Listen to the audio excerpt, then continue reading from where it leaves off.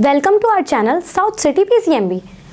तो कल के लेक्चर में देखा था लाइफ प्रोसेसेस का इंट्रोडक्शन, जिसमें हमने बेसिकली देखा कि लाइफ प्रोसेस होती क्या है, कितने तरह की होती हैं, किसमें कैसी होती हैं, थोड़े से टाइप्स के बारे में डिस्कशन किया था। ठीक है, आपको एक क्वेश्चन भी दिया था, तो बने रहिए हमारे साथ। मैं आपको लास्ट में बताती हूँ अभी वो कैसा क्वेश्चन, उसका आंसर क्या होगा। ठीक है, तो अब हम आगे देखते हैं, यहाँ पर न्यूट्रिशन को प्रोसीड करते हैं। कल भी मैंने आपको बताया था कि दो तरह के होते हैं, एक ऑटोट्रॉपिक है, हीटरोट्रॉपिक। ठीक है, ऑटोट्रॉपिक का मतलब होता है सेल्फ फीडिंग, मतलब खुद ब खुद खाना बनाना। जब कोई भी ऑर्गेनिज्म खुद खाना बनाता है तो those organism which prepare their food by their own, मतलब जब वो खुद खाना बनाते हैं, then they are termed as autotrophs and the process is termed as autotrophic nutrition. And when an organism depends on any other organism या depends on any other thing या any body, then the organism is termed as heterotrophs and the process by which it is taking nutrition termed as heterotrophic nutrition। अब आते हैं इसके serious study पे, या फिर इसका जो मेनली हमारा डिवीजन है इंपॉर्टेंट वाला, फोटोसिंथेसिस। बहुत इंपॉर्टेंट है, कई क्वेश्चन इस पे से बनेंगे। कैसे बनेंगे, क्या आपसे पूछा जाएगा फोटोसिंथेसिस प्रोसेस क्या होती है, जाननी जरूरी है पर शायद नहीं। देखते हैं फोटोसिंथेसिस का। कल मैंने आपको रिएक्शन लिखा था, जिसने याद किया तो उसके लिए बहुत अच्छा, नहीं याद किया तो आज देख लीजिए, और आज घर पे जाके आपको याद करना ही है। तो उसका वो था हमारा inorganic CO2 plus H2O sunlight के प्रेजेंस में, क्लोरोफिल के प्रेजेंस में क्या बनाते हैं, ऑर्गेनिक प्रोडक्ट बनाते हैं, C6H12O6 ग्लूकोज, प्लस ये बनाते हैं O2। यही O2 जो प्लांट से रिलीज होता है, वही O2 हम यूज करते हैं। ये जो ग्लूकोज बनता है ये प्लांट्स खुद यूज कर लेते हैं खाना बना करके। ठीक है, क्लोरोफिल। अब मेन बात आती है, पूछा क्या जाएगा। सबसे पहली बात, आपको डेफिनेशन तैयार होनी चाहिए। डेफिनेशन में ही आपको एक सवाल मिल जाएगा कि the process of converting inorganic substance into organic substance in the presence of sunlight and chlorophyll, it is termed as and the process is termed as photosynthesis process, and the organism who is taking this photosynthesis process, in which the photosynthesis process takes place, they are termed as photosynthetic organism। जिस photosynthetic और photosynthesis में आप difference कर लीजिएगा। photosynthetic वो होते हैं जिनके अंदर वो प्रक्रिया चल रही होती है। ठीक है, photosynthesis एक खुद ब खुद एक प्रक्रिया है, दोनों में डिफरेंस करना आना चाहिए। अब सबसे पहला वो पूछेगा कि कन्वर्जन किस चीज का होता है, फोटोसिंथेसिस में कैसा कन्वर्जन होता है, तो इनऑर्गेनिक मटेरियल से ऑर्गेनिक मटेरियल में कन्वर्जन होता है। पहला सवाल क्लियर। दूसरा सवाल, कौन कौन सी चीजों की आवश्यकता होती है फोटोसिंथेसिस प्रोसेस के लिए, क्लोरोफिल, सनलाइट और वाटर और कार्बन डाइऑक्साइड। तो चार मुख्य तरह से चीजें होती हैं जिनके बिना कुछ भी, मतलब फोटोसिंथेसिस प्रोसेस पूरी ही नहीं हो सकती या शुरू ही नहीं हो सकती। मैं कहूँ तो क्या क्या होती है वो, कार्बन डाइऑक्साइड आपका, वाटर आपका, और सनलाइट। सनलाइट के बिना भी नहीं होगा, सनलाइट और क्लोरोफिल। सनलाइट भी है और अगर क्लोरोफिल नहीं है पत्ती में तो भी प्रोसेस नहीं होगी। तो क्लोरोफिल, सनलाइट, CO2, H2O, चार चीजें मुख्यतः होनी ही चाहिए फोटोसिंथेसिस प्रोसेस के लिए। दूसरा सवाल आपका कंप्लीट। कौन कौन सी, जिसमें पूछेगा आपका What are the raw materials used for photosynthesis process? Raw materials मतलब कौन कौन सी, जैसे आपको कोई भी डिश बनानी है तो आप कुछ ना कुछ रखोगे तब तो वो डिश बनेगी। कुछ आइटम्स आप रखते हो, मटेरियल रिक्वायर्ड, या आप कोई भी साइंस में कोई भी एक्टिविटी करने जाते हो तो मटेरियल रिक्वायर्ड ये चीज़ें, सीजर, बॉटल या ग्लास, उसमें बहुत सारी चीज़ें होती हैं मटेरियल रिक्वायर्ड में, वो सारी चीज़ें आप कलेक्ट करते हो। उसी तरह से यहाँ पर इन चीज़ों का कलेक्शन होता है, मटेरियल रिक्वायर्ड। यहाँ पर रॉ मटेरियल कौन है, CO2, H2O, सनलाइट और चौथा आपका क्लोरोफिल। बिना इसके फोटोसिंथेसिस प्रोसेस नहीं होगी। तीसरा सवाल इस पे क्या बनता है, ये तो सबको दिख रहा है। तीसरा सवाल जो मैं आपसे पूछना चाहती हूँ कि which of the component which of the following, आपको उसमें दिया जाएगा MCQ में कि which of the following helps to absorb the sunlight, which of the following helps to absorb the sunlight, मतलब absorption of sunlight कहाँ होता है। सनलाइट अगर आ रही है तो उसको एब्जॉर्ब करना है ना, एब्जॉर्ब करना है, कौन करता है ये सवाल इंपॉर्टेंट है, बहुत इंपॉर्टेंट है। ठीक ठीक है, तो कौन करता है एब्जॉर्प्शन ऑफ सनलाइट?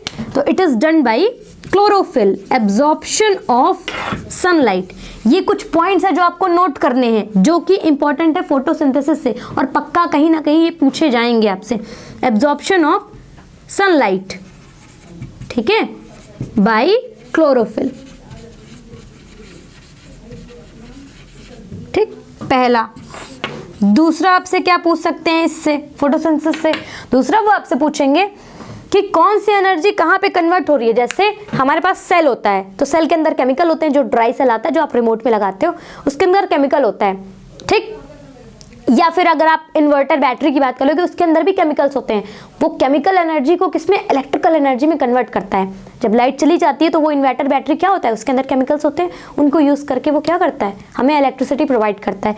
उसी तरह से यहाँ पे भी कुछ एनर्जी का कन्वर्जन होता है। क्या होता है? कन्वर्जन, मतलब एक एनर्जी दूसरे फॉर्म में। Energy can nether be created nor be destroyed, ये सबको पता है, नहीं पता तो आज जान लीजिए। और इसी के साथ में यहाँ पर वो पूछेगा कि कौन से फॉर्म की एनर्जी किस फॉर्म में चेंज होती है।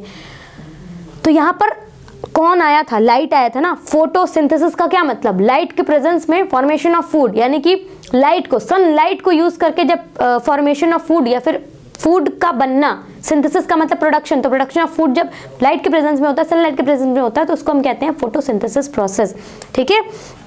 तो यहाँ पर एब्जॉर्प्शन हमने देख लिया। दूसरा हमने जो देखा, कौन से फॉर्म एनर्जी किस में चेंज होती है, तो लाइट एनर्जी, सनलाइट एनर्जी, वो उसके पास में तो कुछ एनर्जी है, वही एनर्जी वो क्लोरोफिल में देगा, प्लांट्स को देता है।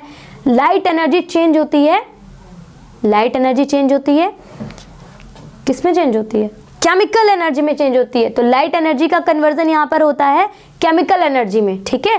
केमिकल एनर्जी, ये केमिकल ग्लूकोज का फॉर्मेशन हुआ ना, लाइट का यूज करके यहाँ पर ग्लूकोज का फॉर्मेशन हो रहा है, तो light energy is converting into chemical energy. ये आपका नेक्स्ट क्वेश्चन, ये सारे इंपॉर्टेंट क्वेश्चन आपको मिल रहे हैं।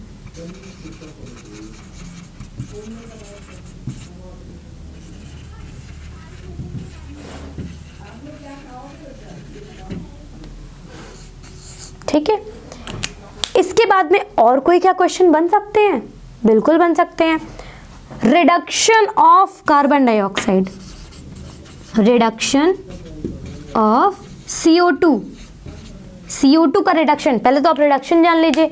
जब भी किसी भी एलिमेंट में हाइड्रोजन का एडिशन होता है, हाइड्रोजन का एडिशन होता है, उसको हम कहते हैं रिडक्शन प्रोसेस।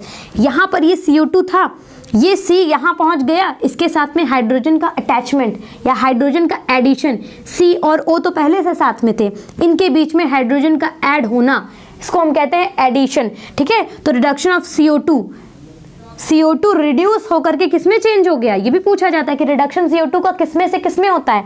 तो C6H12O6, हाइड्रोजन का एडिशन यहीं पे तो हुआ, बना तो O2 भी है, पर एडिशन तो यही हुआ है ना, तो इसको ही हम कहेंगे, ठीक। तो reduction of CO2 into C6H12O6, या फिर आप ग्लूकोज भी देख सकते हैं। चौथा जो आपका इसमें बनता है, चौथा पॉइंट, वो है स्प्लिटिंग ऑफ वाटर। ये बेसिकली आप याद रखिए, ये हायर क्लासेस में आपको मिलेगा। Splitting of water into hydrogen and oxygen, ठीक है। इसमें वाटर जो है ये टूट करके किसमें बदल जाता है, हाइड्रोजन और ऑक्सीजन में, फिर दोनों के साथ इसमें कंबाइन हो जाता है। यहाँ पे हाइड्रोजन चला जाता है और यहाँ पे O2 उसमें अलग आ जाता है, ठीक है। तो यहाँ पर ये 4 पॉइंट्स है जिससे आपके क्वेश्चंस बनते हैं। पहला, सनलाइट का एब्जॉर्प्शन कहाँ होता है, क्लोरोफिल में होता है। दूसरा, कौन सी एनर्जी किसमें बदलती है, तो लाइट एनर्जी केमिकल एनर्जी में बदलती है। तीसरा, रिडक्शन CO2 का किसमें होता है, तो C6H12O6 में, मतलब ग्लूकोज में चेंज हो जाता है, CO2 रिड्यूस हो जाता है, ठीक। या किस चीज का रिडक्शन हो रहा है, तो यहाँ पे CO2 का रिडक्शन होता है। ये दोनों चीजें हैं ना, बहुत सी चीजें रहेंगी, सनलाइट का रिडक्शन हो रहा है, क्लोरोफिल का हो रहा है, H2O का, CO2 का, ऑप्शंस में सारी चीजें रहेंगी, पर यहाँ पर CO2 का रिडक्शन हो रहा है। आते हैं इस पे, हीटरोट्रॉफिक पे। ये किसी दूसरे पे डिपेंड होते हैं। दूसरे कैसे, यानी कि किसी बॉडी पे डिपेंड होते हैं। होलोजोइक, पैरासाइट और saprophyte. Saprophyte organism which depend upon the dead and decaying matter. Dead decaying मतलब जो कोई भी चीज़ अगर मर चुकी है, जब उस पर कोई फीड करता है, या कोई भी ऑर्गेनिज्म जब मरे हुए जानवरों को खाता है, मरे हुए ऑर्गेनिज्म के ऊपर डिपेंड करता है, ठीक, वो प्लांट्स भी सड़े गले प्लांट्स भी हो सकते हैं और सड़े गले एनिमल्स भी हो सकते हैं, दोनों हो सकते हैं। इन पे जब डिपेंडेंस होती है किसकी, किसी भी ऑर्गेनिज्म की, तो उनको हम सैप्रोफाइट्स कहते हैं, यानी कि डेड डिकेइंग मैटर पे डिपेंड होना, डेड डिकेइंग मैटर पे। इसीलिए यहाँ पर एनिमल्स या प्लांट्स का यूज, मैटर का यूज करा जा रहा है। डेड डिकेइंग मैटर में आपके प्लांट्स एनिमल्स दोनों आ जाते हैं। पैरासाइट, ये बिना मारे भोजन ले लेते हैं। बिना मारे भोजन लेना मतलब ये किसी लिविंग बॉडी पे डिपेंड होते हैं फूड के लिए, और उनको विदाउट किलिंग उनसे न्यूट्रिशन लेते रहते हैं। जैसे मॉस्किटो, क्या उससे हमें हमारी क्या कहते हैं, क्या उससे हमारी डेथ होती है? नहीं होती है, पर न्यूट्रिशन तो उसको पूरा मिल रहा है ना, और हम मर भी नहीं रहे हैं। तो लिविंग बॉडी पे डिपेंड होना, तो it depends on living organism या लिविंग बॉडी विदाउट, ये इंपॉर्टेंट लाइन है, without killing them, without killing it. ठीक है, ये हो गई हमारी कौन सी, पैरासाइट की। पैरासाइट किस पे डिपेंड होते हैं? लिविंग बॉडी पे डिपेंड होते हैं, लेकिन बिना मारे उनको वो न्यूट्रिशन ले लेते हैं। और होलोजोइक, तो इसमें इंजेशन,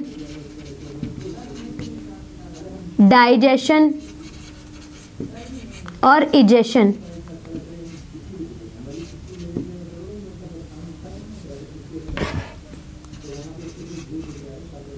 ठीक है, ये सारे प्रोसेस जिसमें होते हैं वो हमारे होलोजोइक होते हैं। अब होलोजोइक के भी आपके बेसिक 3 होते हैं। कौन कौन से होते हैं देखिए, जो आप शुरुआत से 7th 8th से पढ़ते आ रहे हैं। कार्निवोरस, दूसरे होते हैं हर्बीवोरस, तीसरे होते हैं हमारे ओमनीवोरस।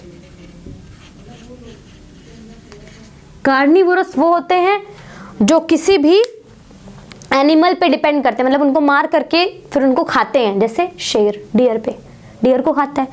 हर्बीवोरस जो ग्रीन प्लांट्स पे डिपेंड करते हैं, जो वेजिटेरियन, प्योर वेजिटेरियन होते हैं, ग्रीन प्लांट्स पे, आपका ये सब्जियां, ग्रीन लीफी वेजिटेबल्स इन पे डिपेंड होते हैं, वो होते हैं हमारे हर्बीवोरस। ओमनीवोरस जो दोनों होते हैं, मतलब वो कुछ जैसे ह्यूमंस को ओमनीवोरस में रखा जाता है, क्यों?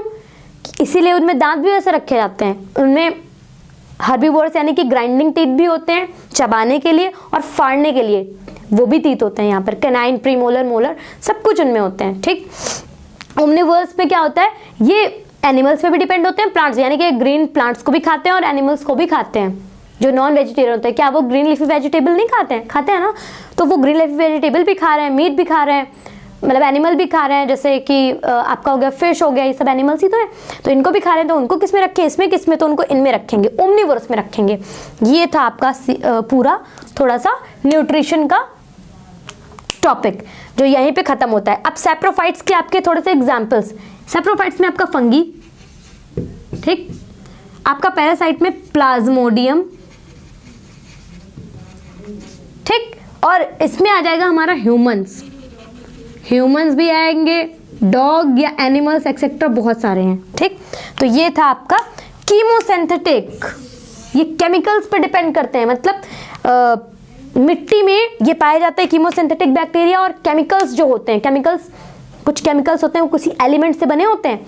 तो इसका एक एग्जाम्पल है हमारा आयरन सल्फर बैक्टीरिया।